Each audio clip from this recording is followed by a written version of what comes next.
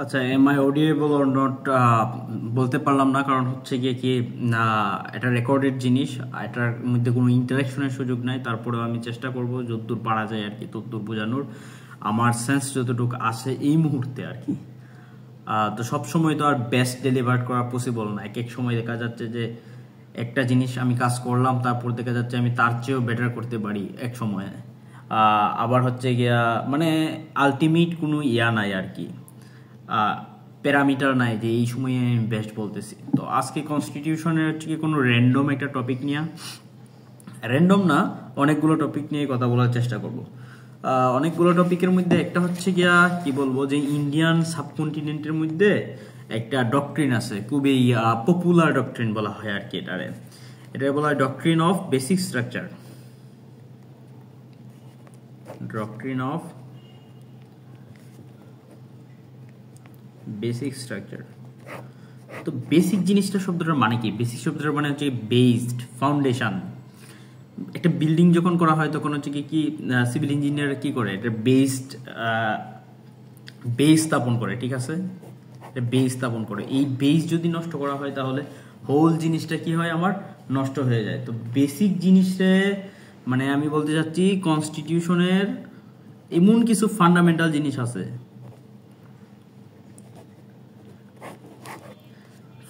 Fundamental মানে হচ্ছে কি ইউনিক, একদম এটা না থাকলে এটা হয় না।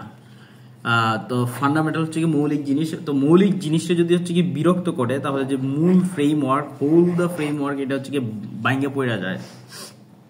তো সংবিধানের কিছু মৌলিক কাঠামোরে যদি আমি বিরক্ত করি, তাহলে হচ্ছে বেসিক স্ট্রাকচার ডক্ট্রিনটা কলাপস হয়ে যায়। রাইট নাও আমরা দেখবো হচ্ছে কি বেসিক স্ট্রাকচার ডক্ট্রিন হচ্ছে কি নিয়ে ডিল করে বেসিক্যালি।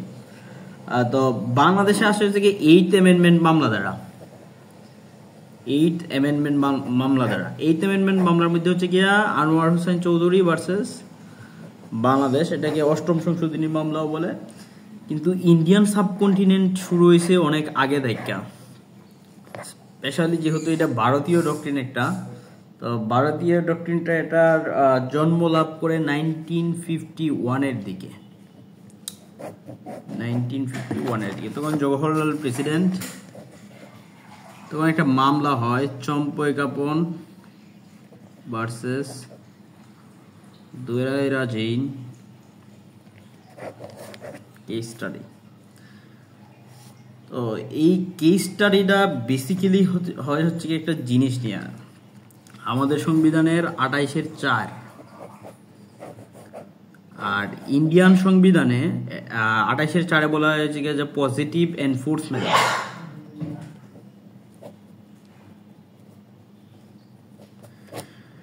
পজিটিভ এনফোর্সমেন্ট মানে হচ্ছে কি বলা হইতেছে, এক জায়গায় বলা হইতেছে রাষ্ট্রের সকলের জন্য আইন সমান, কিন্তু সবার জন্য কি আইন সমান? আসলে সমান বলতে কোনো জিনিস আছে? তো এই ক্ষেত্রে হচ্ছে গিয়ে যারা হচ্ছে গিয়ে দারিদ্র, পার্বত্য চট্টগ্রাম এরিয়াতে বসবাস করে, যারা সুযোগ সুবিধা থেকে বঞ্চিত, নারী, মহিলা, এই ধরনের মানুষের প্রায়োরিটাইজ করার জন্য হচ্ছে গিয়া পজিটিভ এনফোর্সমেন্ট কাজ করে।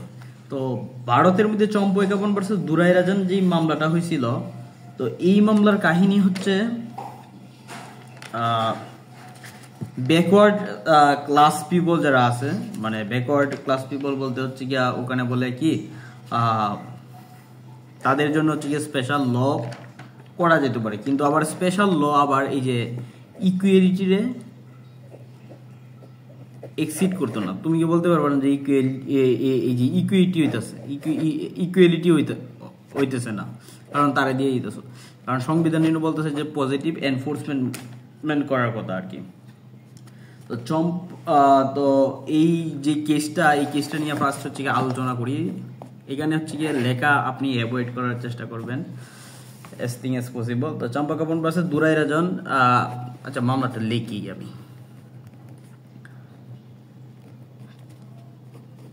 চম্পক Dorairajan versus state of Madras, 1951 সালের কেস এটা। হ্যাঁ, তো 1951 সালের কেস। আচ্ছা, এইখানে হইতেছে না, আমি অন্য পৃষ্ঠে যাই। এই কেসের চম্পক কেস 1951। তো এই কেসের কাহিনী হচ্ছে গিয়া মাদ্রাসের সাথে, স্টেট অফ মাদ্রাসের সাথে।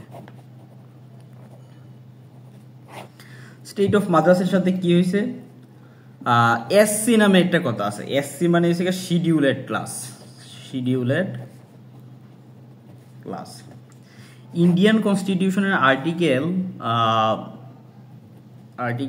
অ্যাজ থিং পসিবল 341 এ লেখা আছে যে রাষ্ট্রপতি নির্দিষ্ট রাজ্যভিত্তিকভাবে যেই সমস্ত জাতিরে শিডিউলেড ক্লাস ঘোষণা করতে পারে। তো শিডিউলেড ক্লাস জিনিসটা কি, এটার জন্য কনস্টিটিউশনে রিজার্ভেশন থাকবো, কি থাকবো, রিজার্ভেশন থাকবো। আচ্ছা, আমি আমার কনস্টিটিউশন থেকে দেখাই যে আমাদের সংবিধানের কোন জায়গায় আছে। ইন্ডিয়ান সংবিধান তো আমার কাছে আপাতত নাই, মানে হাতের কাছে নাই। ওই যে 28-4, হ্যাঁ, বলতেছে নারী ও শিশুদের জন্য অনুকূল নাগরিকদের যে কোনো অনগ্রসর অংশের অগ্রগতির জন্য বিশেষ বিধান প্রণয়ন করা যাইতে পারে। তো ইন্ডিয়ানে কি করতেছে যে আর্টিকেল 341 তাদের আর্টিকেল 341 বলা আছে যে শিডিউলেড ক্লাস রাষ্ট্রপতি ঘোষণা কইরা যে কোনো রাজ্যভিত্তিকভাবে তাদের জন্য রিজার্ভেশন রাখতে পারে। তো এই কাহিনী হওয়ার পরে মাদ্রাস সরকার মেডিকেল ইঞ্জিনিয়ারিং বা অ্যাডমিশনের একটা সিস্টেম ছিল আর কি। তো অ্যাডমিশন নিচ্ছিল কোনো একটা কলেজের মধ্যে, মেডিকেল কলেজের মধ্যে। সেইখানে জাতি প্লাস হয়েছে আপনার ধর্মভিত্তিক,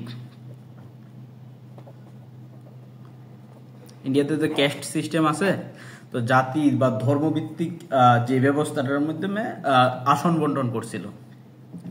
তো এই যে চম্পক, উনি চাম্পাক, তো উনি একজন ব্রাহ্মণ স্টুডেন্ট আছেন আর কি, ব্রাহ্মণ ছাত্রী আছেন। তো এই কোটার কারণে ভর্তির সুযোগ পায় না এবং মামলা করে দিছে। কোন গ্রাউন্ডে করছে, যে আর্টিকেল 19, খুব সম্ভবত আর্টিকেল 14 মেবি, তারা আর্টিকেল 14 বা 19 সামহাউ কোথাও বলতেছে যে সমতা রক্ষা করতে হবে। তো এই কারণে কোর্ট কি করছে, কোর্ট হচ্ছে কি আপনার এটা আনকনস্টিটিউশনাল ঘোষণা করছে, যে জাতি ধর্মভিত্তিকের ভিত্তিতে যে ভাগ হইব, শিডিউলেড ক্লাস যে থাকবে, এটার ভিত্তিতে কি করছে, এটার মধ্যে আনকনস্টিটিউশনাল ঘোষণা করছে। তো এটা হচ্ছিল চম্পক কামন ভার্সেস দুরাই রাজন মামলার মধ্যে। আরেকটা কাহিনী হয় 1951-এ রে বেরোবারি ইউনিয়ন নামে একটা মামলা আছে, রে বেরোবারি ভার্সেস ইউনিয়ন অফ, আচ্ছা দেখা যাচ্ছে কি ইউনিয়ন অফ ইন্ডিয়া কেস। রে বেরোবারি ভার্সেস ইউনিয়ন অফ ইন্ডিয়া কেসের মধ্যে হয় কি, স্যার সিরিল জন রেডক্লিফ উনি হচ্ছে গিয়া মানচিত্রের মাধ্যমে এভাবে কি করে দিয়েছিল, ভাগ করে দিয়েছিল বাংলাদেশ, এটা যে এটা পাকিস্তানের পার্ট, এটা হচ্ছে গিয়া ইন্ডিয়ার পার্ট, পাকিস্তানের পার্ট, এটা হচ্ছে গিয়া ইন্ডিয়ার পার্ট। তো এইভাবে করাতে হচ্ছে কিছু কিছু জিনিস হচ্ছে গিয়া ছিটমহল যেটা বলে আর কি, এনক্লেভস, তো কিছু জিনিস হচ্ছে গিয়ে তাদের অংশে চলে যায়, আর কিছু অংশ পূর্ব পাকিস্তানরে দেয়, যা হচ্ছে গিয়ে মানচিত্রে এভাবে ডিভাইডেড করে দেওয়ার কারণে এইভাবে করছে। তারপর 1947-এর পার্টিশনের পর ফার্স্ট পাকিস্তান ক্লেম করে যে ভারতের জলপাইগুড়ির ইউনিয়নের 9 নম্বর ইউনিয়ন বেরোবাড়িরে তারা দাবি করে যে এটা মুসলিম সংখ্যাগরিষ্ঠ দেশ, মুসলিম সংখ্যাগরিষ্ঠ প্লেস, তো এই প্লেসে আমার স্থান দেও, কারণ এই প্লেস পাকিস্তান ক্লেম করছে ভারতের কাছ থেকে। তখন খুব সুন্দর করে তখন জওহরলাল নেহেরু হচ্ছে গিয়ে প্রেসিডেন্ট আসছিল। তো নেহেরু হচ্ছে গিয়ে আপনার জওহরলাল নেহেরু হচ্ছে গিয়ে ভারত ইন্ডিয়ান প্রেসিডেন্ট, আর ওইদিকে হচ্ছে গিয়ে আপনার পাকিস্তানের প্রেসিডেন্ট হচ্ছে তখন পাকিস্তানের পিএম আর কি, মেবি ফিরোজ খান নুন।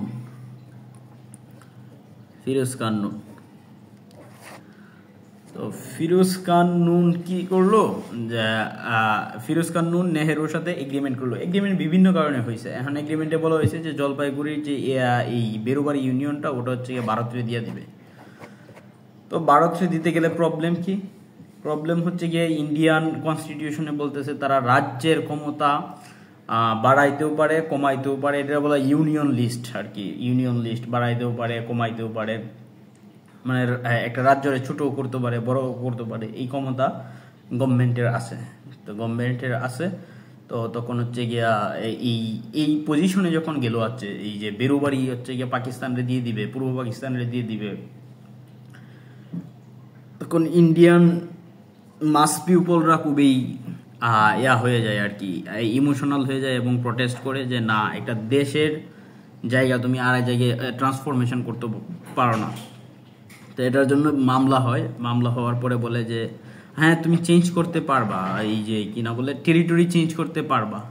তো টেরিটরি চেঞ্জ করতে পারবা শুধুমাত্র ওই কারণে যদি তুমি কনস্টিটিউশন চেঞ্জ করো। ইন্ডিয়ান কনস্টিটিউশন চেঞ্জ করে আর্টিকেল 368 মাধ্যমে, আর আমাদের সংবিধানের মাধ্যমে অ্যামেন্ড করে হচ্ছে গিয়া 142 এর আন্ডারে।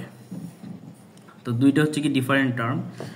তারপরে এই বেরোবাড়ি ইউনিয়ন তো তারপর 1964 এর দিকে তো জওহরলাল নেহেরু মারাই যায়। তারপর 1965 সালে তো পাকিস্তান ভারত যুদ্ধই হয়। তারপর হচ্ছে গিয়ে বাংলাদেশ আসে, এটা আর হয় না।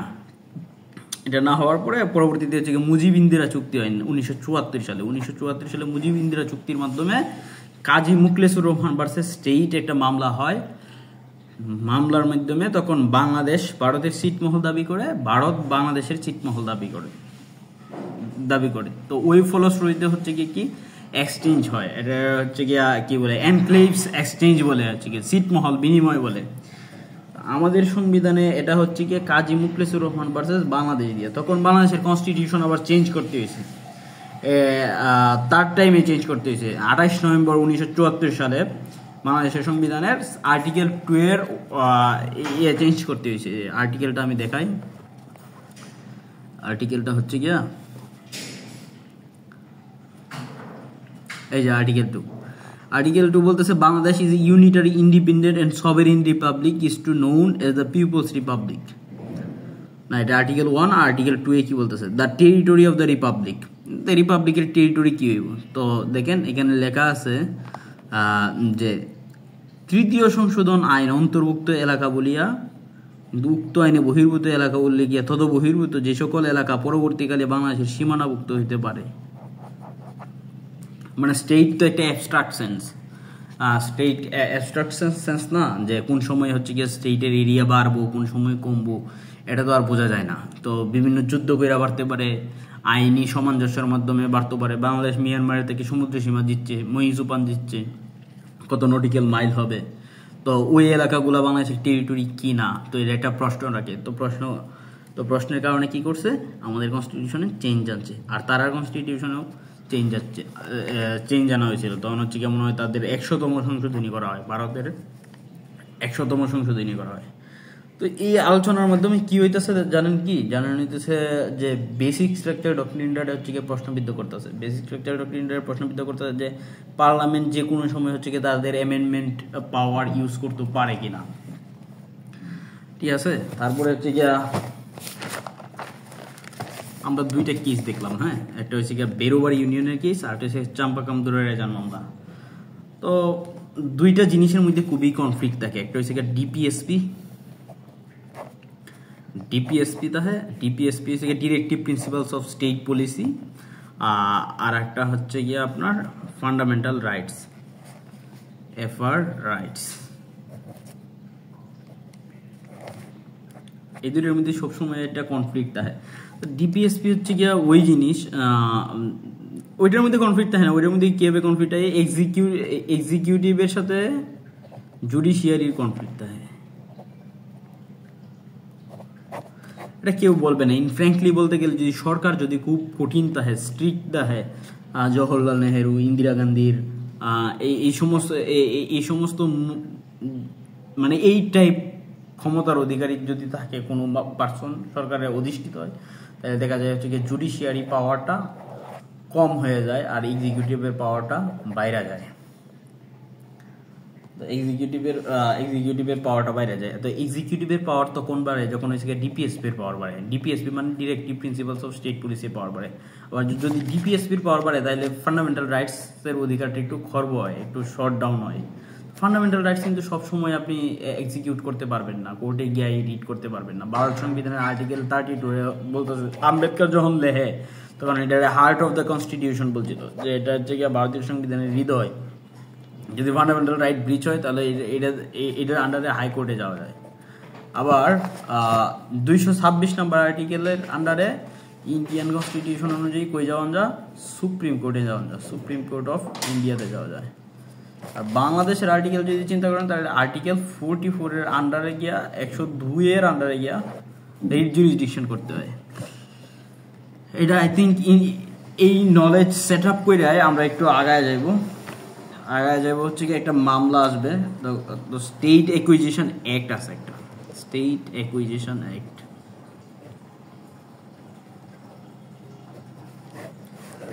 স্টেট অ্যাকুইজিশন অ্যাক্ট মানে হচ্ছে রাষ্ট্র কিছু কিছু জায়গা হচ্ছে গিয়ে নিজের মধ্যে আন্ডারে আইনা বাজেয়াপ্ত করতে পারে, মানে ফিউয়ার হ্যান্ডের অধীনে যাতে করতলগত না হয়, এই জন্য হচ্ছে গিয়ে স্টেট অ্যাকুইজিশন অ্যাক্ট আনে যে সম্পদ সবার মধ্যে সুষম বন্টন না হওয়া পর্যন্ত দেশে ইকোনমিক সিস্টেম কোলাপস করব।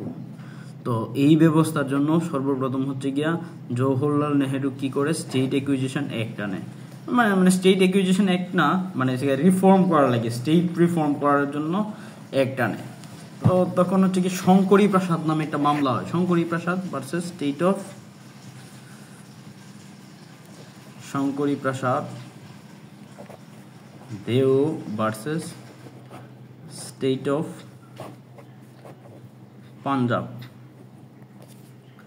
Shankari Prasad Deo versus state of Punjab. এই যে এই কেসের মাধ্যমে সর্বপ্রথম হচ্ছে এই কেসের কাহিনীতে পড়ে আইতাছি। আর একটা কেস দেখি, sorry, Golaknath versus state of Punjab.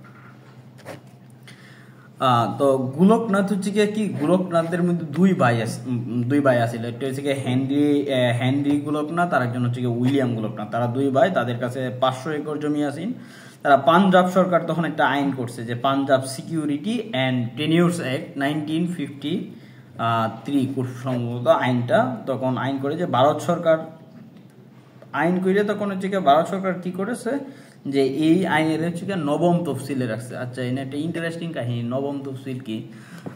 তো নবম তফসিল হয়েছে ওই জায়গা ভারতের সংবিধান, আমি বলি যে এটা হচ্ছে ভারতের ল হে মাহফুজ, হ্যাঁ, ল হে মাহফুজ হচ্ছে সংরক্ষিত ফলকে লিপিবদ্ধ, এটা উপরে লিপিবদ্ধ, মানে এই নবম শিডিউলের মধ্যে যেই সমস্ত আইন স্থান পায়, এই সমস্ত আইনের জন্য আপনি হচ্ছে এর মধ্যে যেতে পারবেন না, ইন্ডিয়ান কোর্টে যেতে পারবেন না, জুডিশিয়ারি এনফোর্সেবল না, এই কথাটা আর কি, কোর্টে মামলা করতে পারেন না, আপনার যার মারুক কাটুক যাই করুক। তো এটা হচ্ছে বেনিফিটের জন্যই আসে আর কি, বেনিফিটের জন্য আসে। কোন কারণে আসে? তো সাপোজ হচ্ছে গিয়া কনস্টিটিউশন আপনারা বলতেছে রাইট টু লাইফের আন্ডারে যে কেউ বিনা অনুমতিতে গ্রেফতার করেন যেত না। এখন বিনা অনুমতিতে যদি আপনি গ্রেফতার করতে না যান তাইলে তো ডাকাত দলায়া বয়ে থাকতো না যে আমার গ্রেফতার করেন, ঠিক না? তো এটা হচ্ছে কি ইমপ্লিমেন্টেশনের প্রবলেম লতে না, মানে ল কোনো কিছু বাউন্ড করে দেয় না, সত্য কথা বলতে এটা একটা ফিলোসফিক্যাল আসপেক্ট আর কি। তো ওই সময়ে হচ্ছে কি এই কনস্টিটিউশনের তখন কি হবে যদি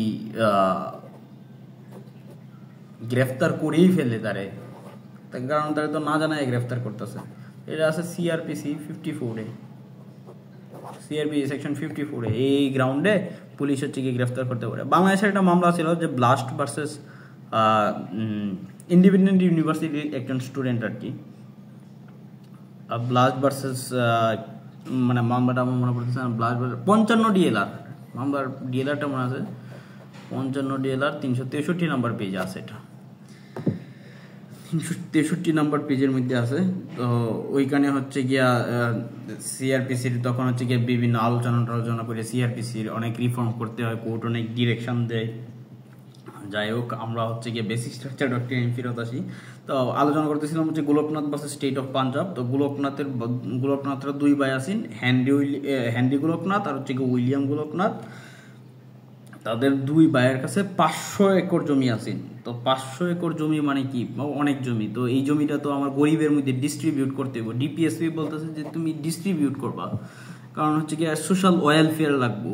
তো এই আইনে বলা আছে যে যে পাঞ্জাব সরকার যে একটা যে করছে আর কি, এস্টাবলিশ করছে, ওই একটার মধ্যে বলা আছেন যে 30 একরের বেশি জমি যদি হয় তাহলে সেটা রাখা যাবে না এবং সরকার সেটারে বাজেয়াপ্ত করব বা ন্যাশনালাইজ করব। বাজেয়াপ্ত শব্দটা বাজে শোনাইলে এটা বলেন যে ন্যাশনালাইজ করব।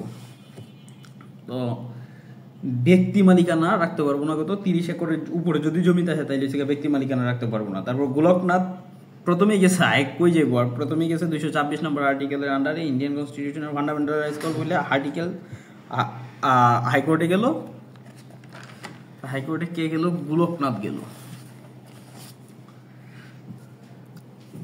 তখন একটি ইন্টারেস্টিং পয়েন্ট ছিল, ইন্ডিয়ান কনস্টিটিউশন আর্টিকেল 91-এ 19-1-এ এফ নাম্বার সাব আর্টিকেলে সম্পত্তির অধিকার একটা মৌলিক অধিকার হিসেবে গণ্য আছে। এখন সম্পত্তির অধিকার যদি মৌলিক অধিকার হয়ে যায় তখন এটা কি করে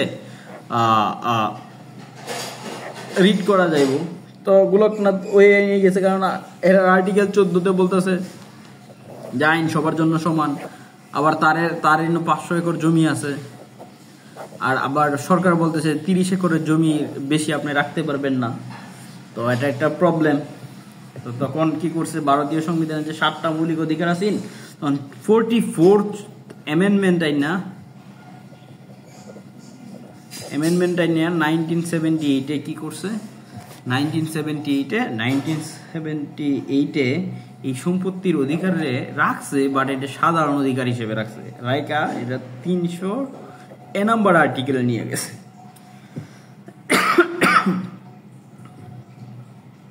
আর আগে এটা মৌলিক অধিকার হিসেবে আসেন। তো যাই হোক, এই হিসেবে গোলকনাথ কি করে, গোলকনাথ একটা কমপ্লিট রাইট রাখে সম্পত্তি বুক করার, প্রপার্টি এনজয় করার। তার প্রপার্টি কিন্তু আইন আসছে কত সালে? আইন আসছে 1953 সালে। আইন আসছে 1953 সালে, আর সুপ্রিম কোর্ট 1965 সালেই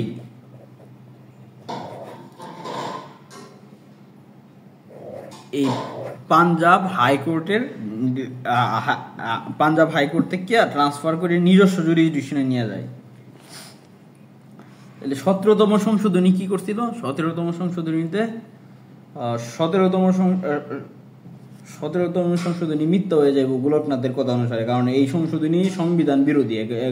এখন যদি সংবিধান আমি অ্যামেন্ডমেন্ট করতাম যাই, তাহলে আর্টিকেল 368-এর আন্ডারে 3/2/3 লোক চেঞ্জ করতে হবে। আবার আর্টিকেল 13 বলতেছে যে law inconsistent with fundamental right shall be void. এখন সুপ্রিম কোর্ট 1967 সালে রায় দিয়েছে যে মৌলিক অধিকার পার্লামেন্ট যে কোনো আইন তৈরি করতে পারতো না। এটা অনেক পরে আইছে, বাট যে যেই কেসটা আছেন, গোলকনাথের যে কেসটা আছেন, তো গোলকনাথের কেসটা পাঞ্জাব টেনিওর সিকিউরিটি অ্যাক্ট নামে যে অ্যাক্ট আছেন, ওই অ্যাক্টের আন্ডারে কি করছে, সরকার নিয়ে নিছে। গোলকনাথ পড়ে রয়েছে। তো এইগুলো আমরা আলোচনা করলাম কয়টা। আমরা এক নাম্বার হচ্ছে কি গেছে, চাম্পক কেস গেছে। 2 নম্বরে গেছে রেবেরিতে কি দেখলাম, রেবেরিতে দেখলাম চাইলেই হচ্ছে পার্লামেন্ট যে কোনো জিনিস অ্যামেন্ডমেন্ট করতে পারতো না। চাইলেই হচ্ছে আমার রাষ্ট্রের মধ্যে একটা জেলারে অন্য আরেকটা দেশের আমি দিয়ে দিতাম পারতাম না। আবার চম্পাকাপন কেসে কি বললো যে আমি রিজার্ভেশন রাখতে পারবাম না। সবগুলো হচ্ছে কনস্টিটিউশনাল রাইট।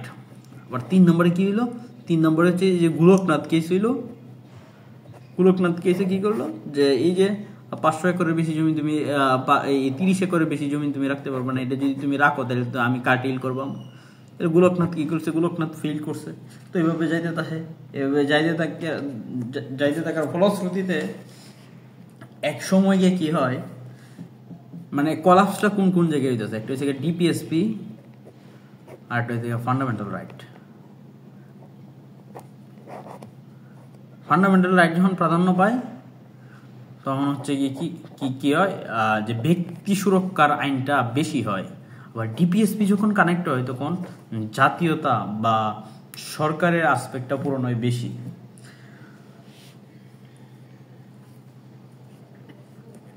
তখন আর্টিকেল, আচ্ছা ইন্টারেস্টিং পয়েন্ট এটা, আর্টিকেল 368 বলা ছিল পাওয়ার অফ পার্লামেন্ট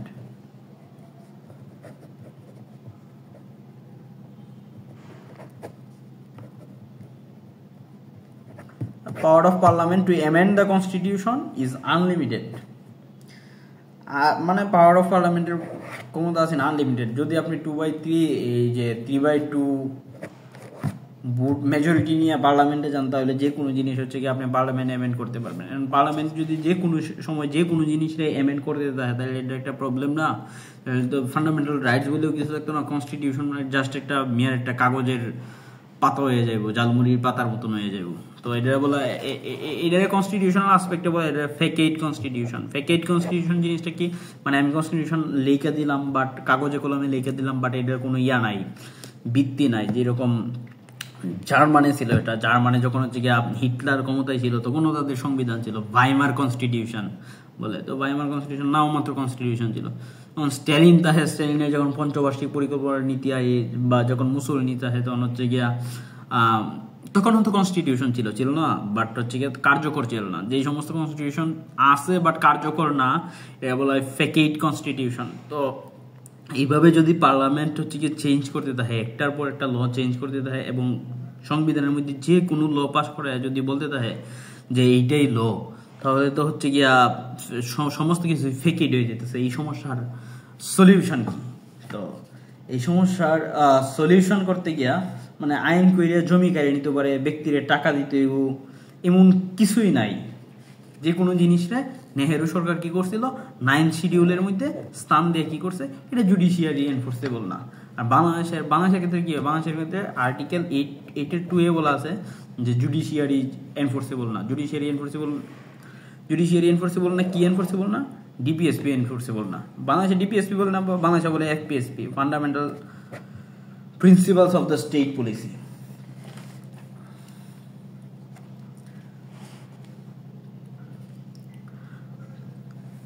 তো সম্পত্তির অধিকার যে অধিকার আছেন, তো এটা আর্টিকেল 300 স্থান দিয়েছিল। 300 স্থান দেয়া, তো 31B বলতেছে, তখন 31 আর্টিকেল আনছে।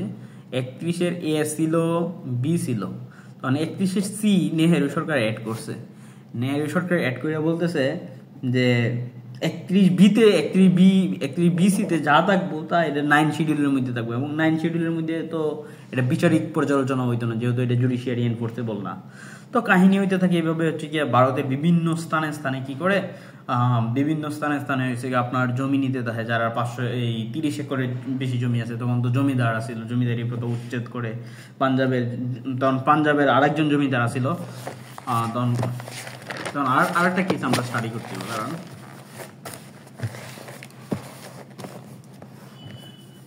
আরেকটা কেস হচ্ছে কি শঙ্করী প্রাসাদ। হ্যাঁ, ওই সময় নামটা লিখেছিলাম ভুলে আর কি, তো ওটাই ওই কেস। শঙ্করী প্রাসাদ Singh Deo versus state of Punjab.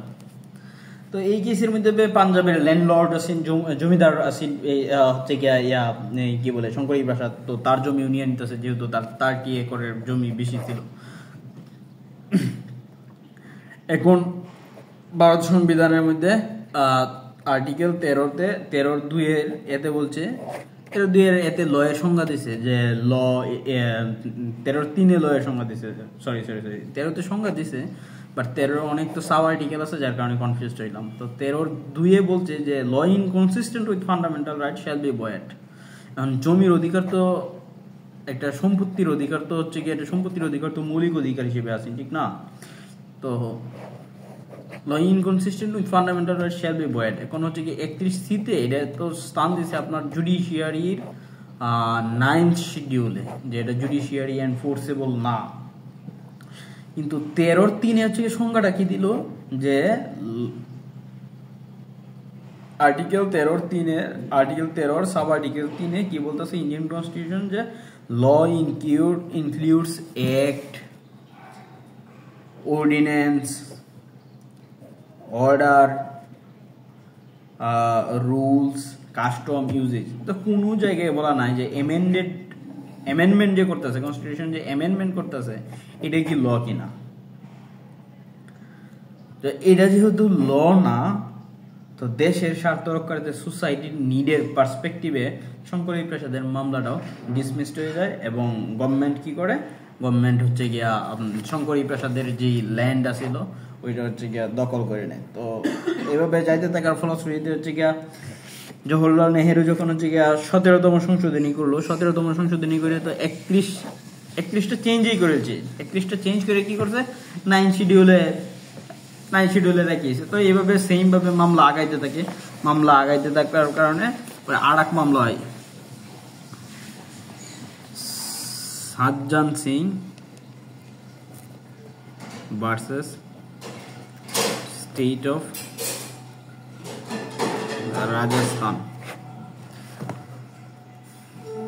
তো Sajjan Singh versus state of রাজস্থানের মধ্যে 17তম সংশোধনী চ্যালেঞ্জ করছে, কারণ 17তম সংশোধনী কি করছে, ফান্ডামেন্টাল রাইটস রে কার্টেল করে সবকিছুতে কি নিছে, 9 শিডিউল নিয়ে নিছে। 9 শিডিউল নিয়ে গেলতেছে, এটা আবার হচ্ছে কি আপনি কি করতে পারবেন না, কোর্টকে ক্লেম করতে পারবেন না যে আমার হচ্ছে গিয়া রেমেডি দেন।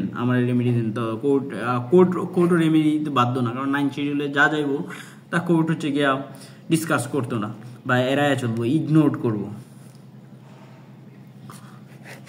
মানে চাওয়াই যেত না আর কি। 9 শিডিউলে যদি আপনার মাইরা টাইরা খাইটা মাইটা যায় করিডোরে, যদি 9 শিডিউলে এটা থাকে তার ফলশ্রুতিতে ওইটা কি করা যেত না। ইন্ডিয়ান যে আর্মি একটা আছে স্পেশাল পাওয়ার্স, তো ওইটা হচ্ছে গিয়ে 9 শিডিউলের অন্তর্গত। তো যাই হোক 17তম সংশোধনীতে কি করছিল, যে সম্পত্তির মৌলিক অধিকার আছে এটা কার্টিল করে কি করছে, যে কোনো অ্যাক্ট হচ্ছে গিয়ে নিয়ে নিতেছে। তো এইভাবে নিতে হচ্ছে গিয়ে শঙ্করী প্রাসাদ গেল। তারপরে আমরা এপির সাথে তো পড়লাম, এই যে এপির সাথে তো পড়লাম কিনা বলে গোলকনাথের মামলা নিল। তারপরে কি গোলকনাথের জমি চলে গেল। তারপরে হচ্ছে কি আপনার কি গেল, শঙ্করী প্রাসাদের পরে এলো যে রাজস্থানে, তখন হচ্ছে রাজস্থানে এই সেম 17তম সংশোধনী চ্যালেঞ্জ করছে শঙ্করী প্রাসাদ, যেহেতু তার জমি নিছে গা। তো বলতেছে যে government can amend fundamental rights if society needs. তখন same reply, the government can amend fundamental rights if society needs. মানে পার্লামেন্টারি সুপ্রিমেসি এখানে বেশি কাটতেছে, ডিপিএসপি বেশি কাটতেছে। তারপর সাজ্জান সিং এর জমি সরকার নিয়ে নিছে। তখন 1962 সাল যে কাহিনী বলতেছিলাম আর কি, ওইখানে কিছুটা ডিসকাস করে আসছিলাম যে চীন ভারত যুদ্ধ হয়েছে, নেহেরুর মামলা হয়েছে। তখন মুরারজি দেশাই হচ্ছে গিয়া লাল বাহাদুর শাস্ত্রী প্রাইম মিনিস্টার হয়েছে। এরা ওয়ান কাইন্ড অফ কি দুর্বল প্রাইম মিনিস্টার। তো দুর্বল প্রাইম মিনিস্টার যখন থাকে তখন হচ্ছে গিয়া জুডিশিয়ারি সুযোগ খুঁজে যে তার কিছু একটা করতে হইব। তো ওই সময়ের মধ্যে হচ্ছে ভারতীয় সুপ্রিম কোর্ট 1965 সালে যখন নেহেরু মরার পরেই ঘোষণা করছে আর একটা মামলা আছে সেম ভাবে, মানে যারা জমি নিতেছে, তখন আর একটা কেস হয়েছে আপনার, কেসের নাম হচ্ছে গিয়া আইসি গোলকনাথ।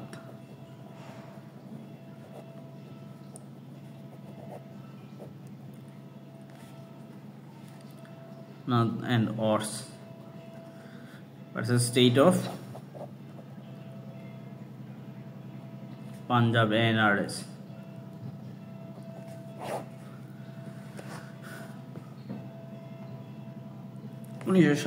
তো গোলকনাথ কিছু সুপ্রিম কোর্ট মুড চেঞ্জ করে দিছে, পুরাই মুড চেঞ্জ করে বড় একটা বেঞ্চ বইছে, বড় বেঞ্চ বলছে যে শঙ্করী প্রসাদ সিং এর মামলার মধ্যে কি হয়েছে, ওই গোলকনাথ কি হয়েছে, চম্পাকাপন ভার্সেস দুরাই রাজন কেসে কি হয়েছে, বেরোবাড়ি ইউনিয়ন কেস হয়েছে, এই সমস্যার আলটিমেট সলিউশন কি। তো আলটিমেট সলিউশন করে তখন হচ্ছে বড় বেঞ্চ বইছে। তখন হচ্ছে একজন জাস্টিস থেকে কেসুভ হারাও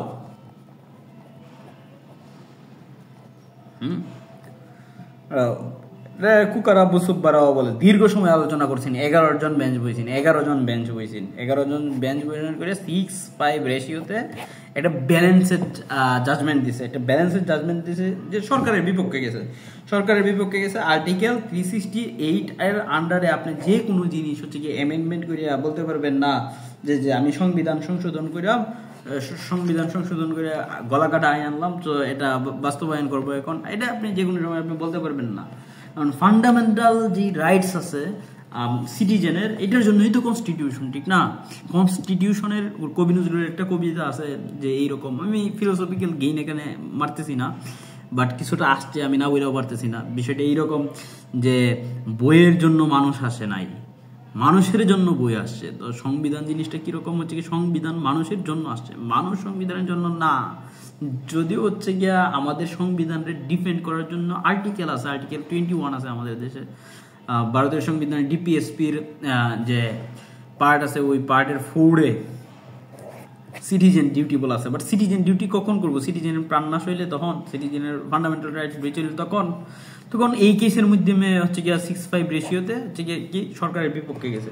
বিপক্ষে গিয়ে কইছে যে fundamental rights of citizen can not amended by parliament, and parliament article 368 included article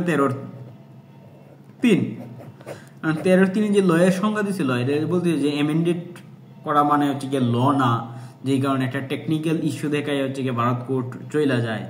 তো এমন ভাবে আপনি বলতে পারবেন না, কারণ লয়ের মধ্যে ল ইনক্লুডস যে রুলস অর্ডিন্যান্স এইগুলোর মধ্যে অ্যামেন্ডেডও লয়। তো এইভাবে যাইতে থাকে। তো 1971 সালে ইন্দিরা গান্ধী আইছে, তখন ইন্দিরা গান্ধী প্রেসিডেন্ট, 1971-এর দিকে প্রেসিডেন্ট, 1971-এর দিকে প্রেসিডেন্ট। তো ইন্দিরা গান্ধী তখন হচ্ছে দুর্বল প্রাইম মিনিস্টার আছেন, আমি বলবো না, বাট হচ্ছে তার এইরকম হচ্ছে উল্লেখযোগ্য কোনো কাজ না থাকার কারণে এইরকম সিস্টেমই ছিল আর কি। তো 1971 সালের পর বাংলাদেশ পাকিস্তান যখন যুদ্ধ রয়েছে, তখন তো ইন্দিরা গান্ধী বিরাট হচ্ছে একজন ফেমাস পার্সন হয়ে গেছে, খুবই স্ট্রিক্ট হয়েছে। তখন তিনি ব্যাংকের ন্যাশনালাইজ করতেছে, ডিরেক্টিভ প্রিন্সিপালস অফ ডিপিএসপিতে এন্ট্রেন্স করছে, ডিপিএসপিতে সে হাত দিতে চায়, ব্যাংকের ন্যাশনালাইজ করতে চায়, বেসরকারি ব্যাংকের সরকারিকরণ করব, সাধারণ মানুষ যাতে ব্যাংকের অ্যাকাউন্ট খুলতে পারে। তখনও বড় বড় জমিদার আছেন, রাজা আছেন। তো ভারতের তো হচ্ছে কি আপনার 28টা স্টেট ছিল, 28টা স্টেটের মধ্যে অনেকগুলো স্টেট তখন হচ্ছে কি স্বাধীন হয় নাই। সিকিম স্বাধীন হয় নাই, হায়দ্রাবাদ মনে হয় স্বাধীন হয়ে গেছিল, আর অনেক রাজ্য ছিল আর কি ভারতের আন্ডারেই ছিল। এগুলো বলা হয় প্রিন্সলি স্টেট। তো প্রিন্সলি স্টেটের লাগে তারা কি করতে হইতো, আর্টিকেল 291 এবং 362-তে কি করা ছিল যে প্রিন্সলি স্টেট যারা আছে, দেশীয় রাজা যারা আছে, ভারতের আন্ডারে যারা আছে, এরা অ্যানাউল পেমেন্ট পাইব, অর্থনৈতিক ভাতা পাইব, সুবিধা পাইব, এটা প্রিভি পার্স বলে। এভাবে প্রিভি পার্স যদি দিতেই থাকে তাহলে তো হচ্ছে গিয়ে কি করবো, এটা সমাজতান্ত্রিক মূল্যবোধের পরিপন্থী না। তো ইন্দিরা সরকার এই ফার্স্ট হচ্ছে গিয়ে প্রিভি পার্স সমাজতান্ত্রিক মূল্যবোধের একটা চেঞ্জ বলছে যে প্রিভি পার্স দিতে পারবো না, এটা আমার অ্যামেন্ড করতে হবে। তো কিন্তু অ্যামেন্ড করতে পারতেছে না কোন কারণে? অ্যামেন্ডমেন্ট করতে পারতেছে না এই গোলাপনাথ ভার্সেস স্টেট অফ পাঞ্জাবের কারণে। এই গোলাপনাথ ভার্সেস স্টেট অফ পাঞ্জাবের মধ্যে কি হয়েছে, বলছে যে fundamental rights of citizen can not be amended by parliament of article 368। তো তার প্রবলেম হয়েছে। তো তার প্রবলেম করার লাগিয়া তো হচ্ছে গিয়ে তখন ইন্দিরা গান্ধীর পাওয়ার আছে, একটা কথা বলে রাখি, তখন ইন্দিরা গান্ধীর পাওয়ার এত লেভেল ছিল যে তার যে অপোজিট পার্টির মধ্যে যে বিহারী বাজপেয়ী, তো অটল বিহারী বাজপেয়ী, উনি পর্যন্ত তার দুর্গা মানছেন, যে উনি হচ্ছে গিয়ে ইন্ডিয়ান দুর্গা। তো বোঝাই যেতেছে যে কত শক্তিশালী, বা আয়রন লেডি বলা হয় আর কি।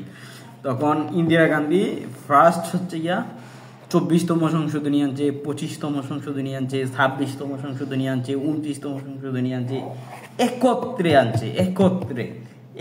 মানে পরপর এত অ্যামেন্ডমেন্ট মানে কারো আমলে হয় না, ইন্দিরা গান্ধীর আমলে হয়েছে। তো 24তম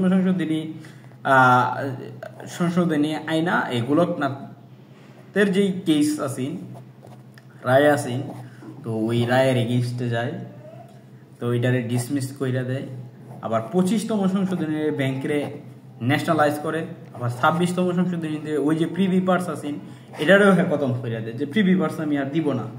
তো 24তম কাহিনীর মধ্যে একটা ইন্টারেস্টিং কাহিনী হচ্ছে কি, আর্টিকেল 13-র মধ্যে আর্টিকেল 13-তে ভারতের সংবিধানের আর্টিকেল 13-তে কি করছে, আর্টিকেল 13-তে একটা নিউ ক্লজ অ্যাড করছে। 13-3 পর্যন্ত আছেন, আগে 13-3 পর্যন্ত আছেন, ইন্দিরা সরকার 13-4 অ্যাড করছে। 13-4 অ্যাড কইলে কইতাছে যে আর্টিকেল 368 যাই চেঞ্জ করে তার সাথে এটার কোনো সম্পর্ক নাই, মানে লিগালি ইলিগাল কাজ করতেছে। এটা একটা লিটারেলি টার্ম হইছে অক্সিমোরনিক সিচুয়েশন।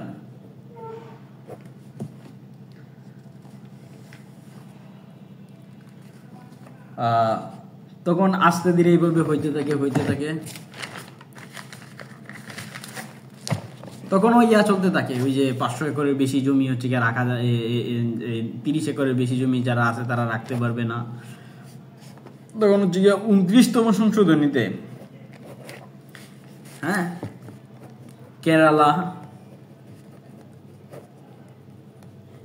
রিফর্মস অ্যাক্ট আনে। কেরালা রিফর্মস অ্যাক্টে সুপ্রিম কোর্ট এমনিতেই চাপে আছেন, ইন্দিরা গান্ধী যা তা করতেছে, তখন হচ্ছে গিয়ে একটা সুপ্রিম কোর্টের এমনিতেই চাপে আছেন, বিভিন্ন কেস চলমান, তো কেস তো কোর্ট তো চাপিয়ে দেয় সচরাচর। তখন হচ্ছে গিয়ে সর্বপ্রথম আমি এই মামলা সম্পর্কে লিখতেছি না, খাতার মধ্যে লিখতেছি না, বাট হচ্ছে গিয়ে শুনেন, এটা যদি বোর্ড থাকতো তাইলে হচ্ছে গিয়া বিভিন্নভাবে আলোচনা করতে পারতাম, কিন্তু এইভাবে আসতেছে না, যার কারণে এভাবেই বলতেছি আর কি।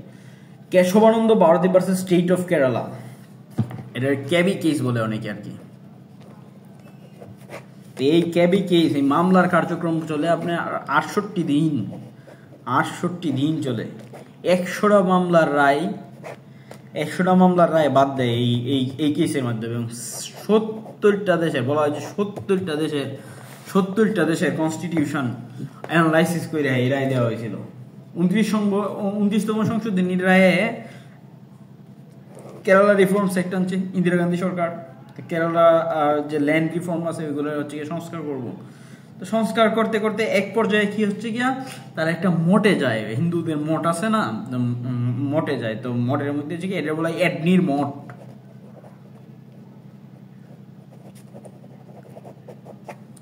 আচ্ছা, তার আগে একটা ইন্টারেস্টিং কাহিনী শোনাই। এই দিন কি হয়েছিল, মানে এই কেসের রায় যে দিন দেয় এই দিন কি হয়েছিল। তো এটা হচ্ছে কি, এমন একটা দিন ছিল যেই দিন হচ্ছে কি আপনার কি না বলে সেভ টাইগার নামে একটা প্রজেক্ট চালু করছিল।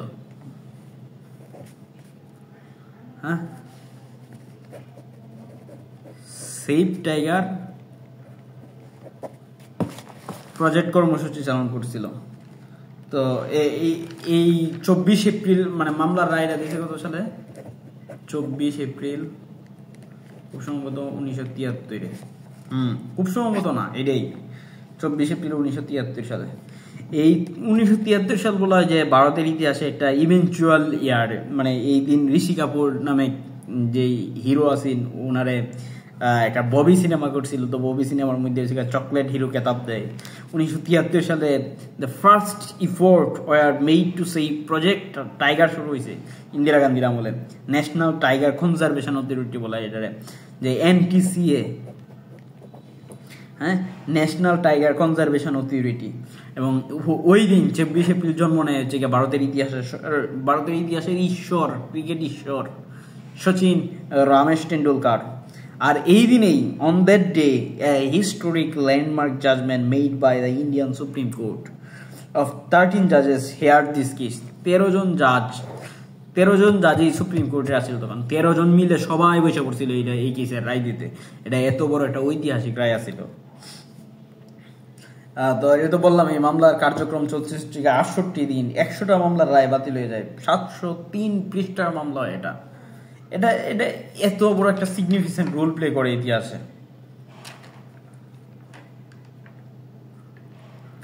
আগের যত মামলা ছিল তো সব মামলাটা হচ্ছে খারিজ করে দিছে। 70টা দেশের সংবিধান করছে, অ্যানালাইসিস করা হয়েছে। তো এই কেসের মধ্যে কাহিনী হয় কি, যে কেরালা যে রিফর্মস অ্যাক্ট চালু করলো, তো কেরালা রিফর্মস অ্যাক্টের আন্ডারে গিয়া কেরালা সরকার হচ্ছে কি বিভিন্ন জায়গা থেকে হচ্ছে যারা বেশি জমি থাকতেছে তারা জমি থেকে কি করতেছে, এই সরকার বাজেয়াপ্ত করতেছে বা ন্যাশনালাইজ করে ফেলতেছে। তো ন্যাশনালাইজ করার ফলশ্রুতিতে যখন হচ্ছে গিয়ে ওই যে এডনির মঠে গেল, এডনির মঠ মানে যে কেরালার একটা মঠ আসিল, তো ওই মঠের কাছাকাছি গেল, তখন হচ্ছে গিয়া কেরালা রাজ্যের একটা জায়গা আছে, এটা বলা হয় কাসারগড় জেলা, হ্যাঁ, এটা একটা সন্ন্যাসীরার আশ্রম আছে। সন্ন্যাসীরার আশ্রমের মধ্যে একটা মঠ ছিল, বঙ্কিমচন্দ্রের আনন্দ মঠ না, মঠ ছিল আর কি, হিন্দুরার একটা স্পিরিচুয়াল জায়গা আর কি। তো মঠের মধ্যে সন্ন্যাসীর, এই মঠের আন্ডারে অনেক জমি ছিল, তো অনেক জমি ছিল, তো হয় না যে এটা মসজিদের আন্ডারে অনেক সম্পত্তি, ওয়াকফ বলে আর কি, যেটা হিন্দুদের বলে দেবাত্তর সেবায়, ওয়াকফে লিল্লাহ, ওইটা আলাদা আলোচনার ইস্যু। একসাথে আলোচনা করলে অনেকগুলা গরমিল হয়ে যাব। একসাথে আলোচনা করার কারণে মনে হয় হচ্ছে কি আমি অনেক কিছু টপিক মিস দিতেছি। যাই হোক, এটা এভাবে রেকর্ডেড করার কারণে আমি মানে যে ক্লাস নিতেছি বাট হচ্ছে কি প্রাণ পাইতেছি না, ক্লাস না অন কাইন্ড অফ আলোচনা করতেছি বাট প্রাণ পাইতেছি না আর কি। আলোচনা একটা প্রাণ আছে না, ওটা পাওয়া যাইতেছে না। যাই হোক, কাসারগড়ের যে মঠ ছিল, যে এডনির মঠ, ওই এডনির মঠের মধ্যে একজন লোক ছিল যিনি পরিচালনা করতো, সন্ন্যাসী ছিল যিনি, ওনার নাম হচ্ছে গিয়া কি, ওনার নাম হচ্ছে আপনার কেশবানন্দ। তো কেশবানন্দ, তো এই কেশবানন্দ ধর্মীয় প্রধান ছিল, যিনি হচ্ছে কি স্পিরিচুয়াল গুরু, যিনি এই মাঠের জমি জমা সমস্ত কিছু হচ্ছে গিয়ে রক্ষণাবেক্ষণ করতো, ম্যানেজমেন্টের দায়িত্ব করতো, মঠ চালাইতো, এইখানে হচ্ছে গিয়ে ধর্মীয় উৎসব হইতো, বিভিন্ন কিছু হইতো। তো ইন্দিরা গান্ধী ক্রমশ হচ্ছে গিয়ে স্বৈরাচার হয়ে উঠতেছে, তাই একটার পর একটা জিনিস হচ্ছে গিয়ে ন্যাশনালাইজ করতে পারতেছে, সমস্ত কিছু জিনিসটা নিয়ে বিচার করতে বসছে। তখন এই কেশবানন্দ চলে গেল কই, চলে গেল কোর্টে, চলে গেল মামলা করার লাগিয়া। তো মামলা করার জন্য তখন ভারতীয় ইতিহাসে সর্বপ্রথম হচ্ছে কি এই ভারতীয় যে কনস্টিটিউয়েন্ট মেকার যারা, তাদের মধ্যে one of the founding father ছিল হচ্ছে গিয়া নানিভাই পালকিওয়ালা। নানিভাই পালকিওয়ালা, তো নানিভাই পালকিওয়ালা তখন হচ্ছে গিয়ে, নানিভাই পালকিওয়ালার সাথে কেশবানন্দের সরাসরি সাক্ষাৎ হয় নাই। তো নানিভাই পালকিওয়ালা একজন হচ্ছে গিয়ে একজন বেস্ট লয়ার ইন্ডিয়াতে মধ্যে। আরেকজন ছিল শ্রীভাই হচ্ছে কি আপনার ইয়ার কি না বলে, শ্রীভাই তখন ভারতের অ্যাটর্নি জেনারেল হয়, ইন্টারন্যাশনাল বার কাউন্সিল তার হচ্ছে গিয়া লিভিং লিজেন্ড বলেছিল, লিভিং লিজেন্ড অফ ল শ্রীভাইরে। আর নানিভাই পালকিওয়ালা তো আর অসাধারণ মানুষ। তো কেশবানন্দের পক্ষে লড়ছিল নানিভাই পালকিওয়ালা, আর শ্রীভাই ছিল হচ্ছে সরকারের পক্ষে। তো এই কেসের মধ্যে কেশবানন্দ নিজেও হাইরা যায়। কেশবানন্দ নিজে হারলেও বাট ডেমোক্রেসির এমন একটা পথ ওপেন করে দিতেছে যে কনস্টিটিউশনে তুমি যে কোনো জিনিস তুমি কি করতে পারতা না, তুমি চেঞ্জ করিয়া দিতে পারতা না, যখন তখন তুমি চেঞ্জ করিয়া দিতে পারতা না। তখন ডেমোক্রেটিক ওয়েতে কেরালা খুব একটা ইন্টারেস্টিং জায়গা, মানে এটা ডেমোক্রেটিক ওয়েতে সমাজতন্ত্র চলে। এটা এমন একটা এক্সেপশনাল রাজ্য যেখানে সিআই এর এজেন্ট পর্যন্ত সকেট খাইছে, যে even included religious institutions who have beyond the ceiling will be educated by government. যাই হোক, তখন হচ্ছে গিয়া নানাভাই পালকিওয়ালা বিদেশ ছিল। কেশবানন্দের অ্যাডভোকেট আরেকজন আছিল কি, ফালি এস নারামাইন, আরো আরেকজন আছিল সরিসর বাজি, তিনি পরবর্তীতে ভারতের অ্যাটর্নি জেনারেল হয়েছিল। ভারত তাকে বলতেছে রিড করতে।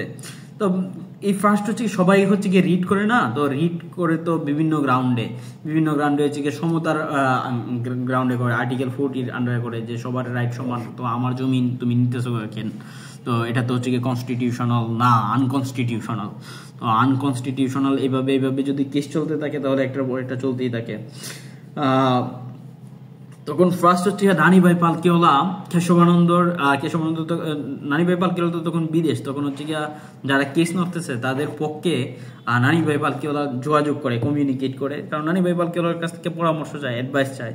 তখন নানিভাই বলে যে হচ্ছে গিয়া আপনার যে রিটটা করেন হচ্ছে আপনার আর্টিকেল 26 এর আন্ডারে, ভারত সংবিধানের আর্টিকেল 26 এর আন্ডারে, কারণ ওইখানে রাইট টু ম্যানেজ নামে একটা অপশন আছে, right to manage of religious owned property without government interference, মানে গভর্নমেন্টের ইন্টারফেরেন্স ছাড়া আপনি রিলিজিয়াস যে সমস্ত ম্যাটার হচ্ছে কি ওই সমস্ত আপনার সরকারের হস্তক্ষেপ মুক্ত থাকবে। তো তখন হচ্ছে গিয়ে নানি ভাই পালকিওয়ালা বিদেশ থেকে আসে, আসার পরে হচ্ছে গিয়ে কেশবানন্দ কেসের ইয়ান ওরে জাজমেন্টে লড়ে। তখন হচ্ছে গিয়ে নানি ভাই পালকিওয়ালা আর্গুমেন্ট করার সময়, জানি না এমন ভাই কেউ বলছে না, বাট আমার দৃষ্টিকোণ থেকে একজন জার্মান ফিলোসোফার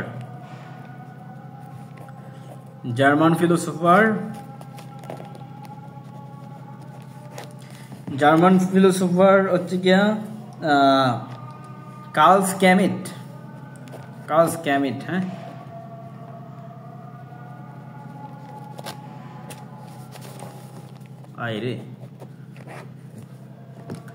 কার্ল স্ক্যামিটের একটা আইডিয়া আনছে। এই আইডিয়া কি বলে, যে এই আইডিয়া বলে যে এটা একটা ডক্ট্রিন তো হচ্ছে গিয়ে মতবাদ। তো কার্ল স্ক্যামিটের আইডিয়াটা ছিল হচ্ছে গিয়া যে even constitution gives the power, even constitution give the express power. For example, কি বলে যে আপনি অ্যামেন্ড করতে পারেন, অ্যামেন্ডিং পাওয়ার, যে অ্যামেন্ড করতে পারেন। কনস্টিটিউশন তো অ্যামেন্ড পাওয়ার করতেছে। কনস্টিটিউশনের বলা একটা লিভিং ডকুমেন্ট। কানাডার সংবিধানে আছে হচ্ছে কি আপনার ডক্ট্রিন অফ লিভিং ট্রি, মানে সময়ের সাথে সাথে বিকশিত হয়। যাই হোক, ওটা আলাদা ইস্যু, কম্পারেটিভ রিলিজিয়নের আর এক issue. But power of amendment দেয় কি, কনস্টিটিউশন দেয়, এক্সপ্রেস হইতে দেয় যাতে যে কোনো সময় কনস্টিটিউশনে অ্যাডাপ্ট করান যায়, অ্যাকোমোডেট করান যায়। আমার মনে হয় যে টম গিন্সবার্গ নামক একজন হচ্ছে কনস্টিটিউশনাল স্পেশালিস্ট ছিল। তিনি বিভিন্ন দেশের জায়গায় গিয়ে দেখছে যে এক একটা কনস্টিটিউশনের স্থায়িত্বকাল কত। তখন তার গড়ে বলে যে 17.5 বছর একটা কনস্টিটিউশন সবচেয়ে বেশি স্থায়ী দেয়, পার্মানেন্ট দেয়, তারপর তাহে না, সেকেলে হয়ে যায় আর কি। দেশের সাথে জনতার সাথে মেজারমেন্ট করে নিতে পারে না। বাট যে ইউকে কনস্টিটিউশন, ইউএসএ কনস্টিটিউশন তো আনরিটেন হয়, ওটা অ্যাডাপ্ট করে নিছে। আর ইউএসএ কনস্টিটিউশন রিটেন হওয়ার কারণেও অ্যাডাপ্ট করে নিছে। বাট আমার মনে হয় কি, জিনিসটা হচ্ছে কি ইমপ্লিমেন্টের ক্ষেত্রে হচ্ছে কাজে লাগে। যদি ইমপ্লিমেন্টার্স গুড হয়, সিটিজেন গুড হয়, তখন যে কোনো লয়ে প্রযোজ্য। আর সিটিজেন যদি খারাপ হয়, যে কোনো লয়ে খারাপ। এটা খুব সম্ভবত ডক্টর বি.আর. আম্বেদকর বলছিল তার কনস্টিটিউশনের যে ইয়া হচ্ছিল গণপরিষদ বিতর্কের মধ্যে বলছিল যে লোক আচ্ছা কিউ না হো, যে সংবিধান আচ্ছা কিউ না হো, সংবিধান আচ্ছা তখনই হইব যখন হচ্ছে লোক ইস্তেমাল হো, মানে লোক যখন ভালো হইব তখন সংবিধান ভালো চলবো। যাই হোক, এটা অন্যদিকের আলোচনায় চলে গেছে। নানি ভাই পালকিওয়ালা, আমি আসছিলাম কই, কার্ল স্ক্যামিটের আইডিয়া ধারণ করছে নানি ভাই পালকিওয়ালা। কার কেস লড়তেছে? কেশবানন্দের কেস লড়তেছে। কেশবানন্দের কেস কেন লড়তেছে? ফান্ডামেন্টাল রাইটস ফিরিয়ে আনার জন্য। আবার হচ্ছে গিয়ে রিলিজিয়াস বিষয়ের প্রতি ইন্টারফেয়ার না করার জন্য আর কি। তো নানি ভাই পালকিওয়ালা আর্গুমেন্ট করার সময় জার্মান ফিলোসোফারে এই কার্ল স্ক্যামিটের আইডিয়াটা নিছে। তো এর মধ্যে কি কইছে যে কনস্টিটিউশনের অ্যামেন্ডমেন্ট পাওয়ার আমি দিয়া দিলেও কনস্টিটিউশনের পাওয়ার এটা আনলিমিটেড না রে ভাই, লিমিটেড আছে। কি ধরনের লিমিটেড? একটা ইমপ্লাইড লিমিটেশন আছে। So the basic form of the nature of the constitution, এটা কনস্টিটিউশনের নেচার থেকে আসে, ইমপ্লাইডলি আসে। কনস্টিটিউশন ইটসেলফ এ বেসিক স্ট্রাকচার। যেরকম সংবিধানের মধ্যে বলতেছে যে সবেরেন্টির কথা। আচ্ছা, রাষ্ট্রের কয়টা উপাদান থেকে আমরা ছোটবেলা পড়ছিলাম যে রাষ্ট্রের জনগণ থাকবো, ভূখণ্ড থাকবো, সার্বভৌম থাকবো। সার্বভৌম কিন্তু একটা অ্যাবস্ট্রাক্ট পাওয়ার। আচ্ছা, এটা নিয়েও আলোচনা করা যায়। এটা নিয়ে আমার এনে বই আছে, জসিম-আলী চৌধুরীর বইয়ের মধ্যে কি লিখতেছে দেখেন। জসিম-আলী চৌধুরীর বইয়ের মধ্যে লিখতেছে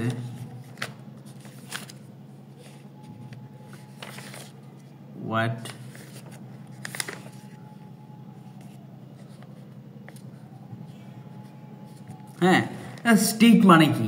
আমি যদি কনস্টিটিউশন শুরু করি তাহলে যেটা সংবিধান যেহেতু রাষ্ট্রের জিনিস, তো আমি রাষ্ট্র থেকে শুরু করতাম যাই।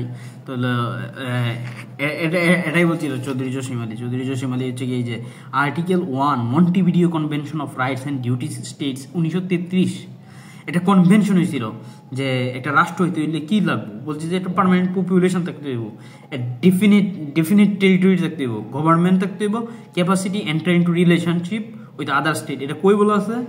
আমরা সবাই পড়ছি বাট জানি না। আর্টিকেল 1-এ Montevideo convention of the rights and duty স্টেটে বলা আছে, 1933 সালের কাহিনী।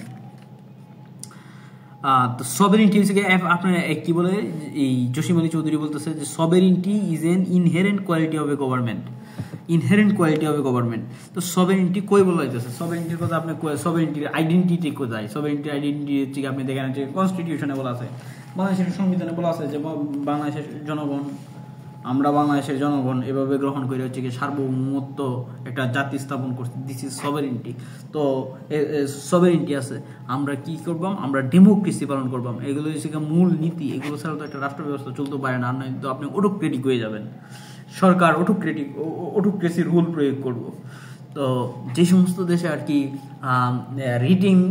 রিটেন কনস্টিটিউশন আছে, ওই ক্ষেত্রে হচ্ছে গিয়ে যে কোনো সময় হচ্ছে গিয়া ইয়ারে গভর্নমেন্টকে প্রশ্ন করা যায়, জবাব দিয়ে তার অ্যাকাউন্টেবিলিটির আন্ডারে আনা যায়। এই জন্য বলা হয় যে government is the manager of the country, not the owner of the country.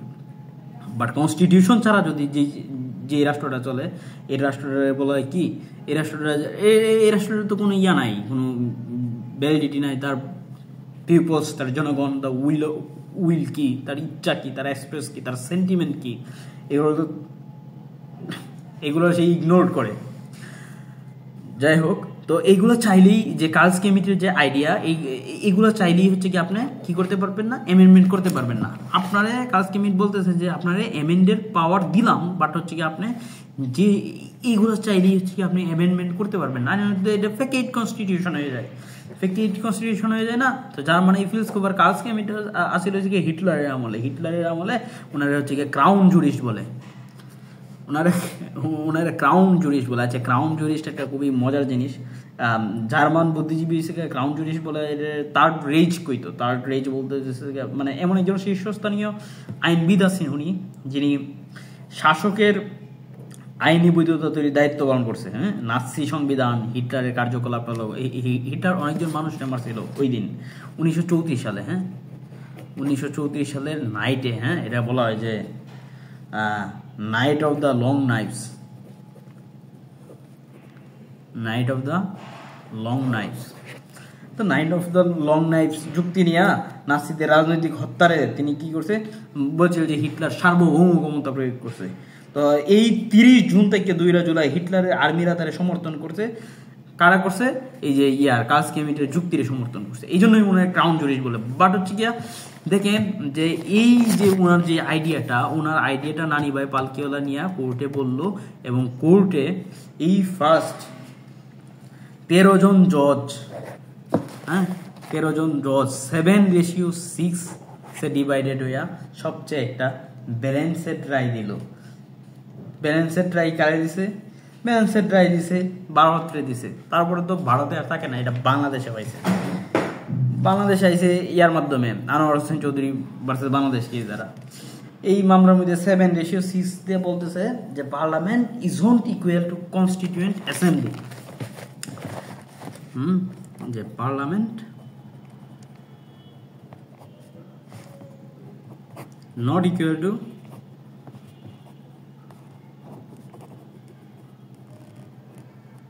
Constituent assembly. Constituent assembly হচ্ছে সংবিধান নিজের মতো লেখে, আর পার্লামেন্ট কি করতে পারে? জাস্ট মডিফাই করতে পারে। তো মডিফাই করার কনস্টিটিউয়েন্ট অ্যাসেম্বলির মতন লেখা সেম না। The parliament is not equal to constituent assembly. Parliament can amend the constitution but can not rewrite the constitution. Rewrite যদি করেন তাহলে আপনার কি হয়ে পড়বো? ওই যে একটা ধারণা বলছিলাম যে ফেকেট কনস্টিটিউশন, তো ফেকেট কনস্টিটিউশন হয়ে পড়বো। তো এটারই বলা হইতেছে যে বেসিক স্ট্রাকচার। হ্যাঁ, তো বেসিক স্ট্রাকচার, তো বেসিক স্ট্রাকচারের মধ্যে রায় কি দিছে? যে 24তম 25তম যে সমস্ত সংবিধান ইন্দিরা গান্ধী আনছিল, তো এইগুলো সমস্ত কিছু সংবিধানে ঠিক আছে সোশ্যাল জাস্টিসের জন্য। সোশ্যাল জাস্টিসের জন্য কি কারণে ঠিক? সোশ্যাল জাস্টিসের মধ্যে আর্থিক লোকতন্ত্র ছাড়া তো আর এগুলা সম্ভব না। কারণ হচ্ছে 500 একর জমি আপনি দখল করে রাখবেন আর এই গরিবকে আপনি দিবেন না, তাহলে তো হচ্ছে চলতেছে না। তো এইগুলোতে হচ্ছে অনেক হচ্ছে লেখালেখি হয় আর কি, যে কি না বলে যে পণ্ডিত নেহেরু বলছিল সংবিধানের গণপরিষদ বিতর্কে, ভারত সংবিধানের গণপরিষদ বিতর্কে, যে আর্থিক লোকতন্ত্র ছাড়া নাকি যে রাজনৈতিক লোকতন্ত্র কোনোদিন টিকতো না। আবার B.R. আম্বেদকর বলছিল যে সমাজতান্ত্রিক লোকতন্ত্রের প্রতিষ্ঠা না হইলে রাজনৈতিক মাহাত্মতা বা ওইতো না, তাইলে আপনার ল্যান্ড ইনফরমেশন আপনার চালু করতে হইব। তো এই কেসের মধ্যে বলতেছে যে 24তম 25তম 29তম সংশোধনী বৈধ। বৈধ মানে কি, কেশবানন্দ কেস, কেশবানন্দ হাইরে গেছে, মানে এই যে 500 একর জমি, এই এত এত জমি যে এডনির মঠের সন্ন্যাসীরা চালাইতো এগুলো যে কেরালা সরকার রিসিভ করে নিছে। আর কেরালা এমনিতে হচ্ছে কি একটা সমাজতান্ত্রিক সিস্টেমে চলতো আর কি। তো গোলকনাথ যে মামলা ছিল, গোলকনাথ মামলাও খারিজ করে দিছে, অর্থাৎ শঙ্করী প্রসাদ সাজ্জান সিং এর মামলার রায় আবার মানে সমস্ত কিছু আবার ঠিক আছে, এই আগে যা হয়েছে। তো এগুলো বলতেছে আপনি সংবিধানে কি করতে পারবেন না, রিরাইট করতে পারবেন না, যে সংসদ সংবিধানের এনি পার্ট মে এমেন্ড ইভেন প্রিএম্বল ইটসেলফ, দেন আপনি প্রিএম্বলরেও চেঞ্জ করতে পারবেন, কিন্তু বেসিক জিনিসে আপনি কোনো সময় চেঞ্জ করতে পারবেন না। সংবিধানের সংশোধনের শক্তি কোনো সময় সংবিধানের লেখার শক্তির সমান না। সংবিধানের লেখার সময় যে বেসিক স্ট্রাকচার ছিল সেটাকে কোনোভাবেই চেঞ্জ করা যাইতো না। তো আমাদের সংবিধানটা কই, সংবিধানটা তো ওখানেই ছিল। আচ্ছা, এই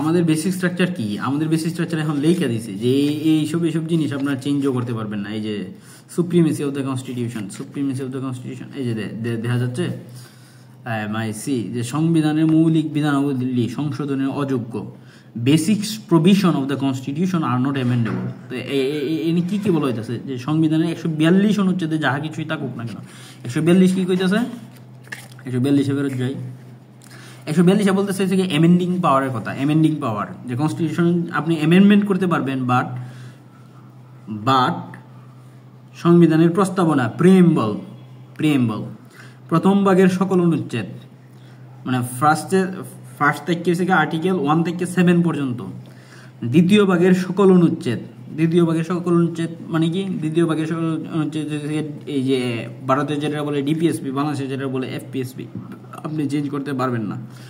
তো নবম ক চেঞ্জ করা যাইতো না। অনুচ্ছেদ সমূহের বিধানবলী সাপেক্ষে তৃতীয় ভাগের সকল অনুচ্ছেদ, মানে মৌলিক ফান্ডামেন্টাল জিনিসগুলো আপনি চেঞ্জ করতে পারবেন না।